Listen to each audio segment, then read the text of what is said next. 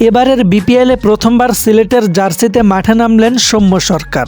আর প্রথম ম্যাচে জমে উঠল বিতর্ক, কারণ একটা ক্যাচ আউটকে ঘিরে পুরো মাঠই রেগে গরম। সৌম্য সরকার নিজেও সিদ্ধান্তটা কিছুতেই মানতে পারছিলেন না। ইনিংসের চতুর্থ ওভারের প্রথম বল, সৌম্য জোরে ব্যাট চালাতেই বাউন্ডারি লাইনে ইথন ব্রুকস ক্যাচ ধরে উদযাপন শুরু করে।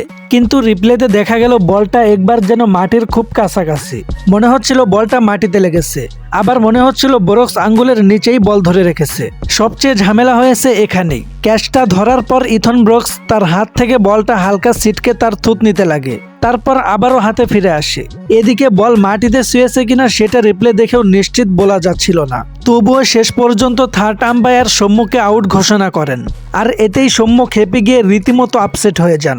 সিদ্ধান্ত শোনার পর তিনি চতুর্থ আম্পায়ারের কাছে গিয়ে জানতে চান এটা কি সত্যিই আউট। এ নিয়ে মাঠেই সৌম্য ও চতুর্থ আম্পায়ারের মধ্যে বেশ কয়েকবার কথা কাটাকাটি হয়। পরবর্তীতে নোয়াখালী এক্সপ্রেস টিমের এক সতীর্থ এসে সৌম্যকে শান্ত করে নিয়ে যান। প্রিয় দর্শক, আপনারা কি মনে করেন, এটা কি সত্যিই আউট ছিল নাকি নট আউট হওয়া উচিত ছিল?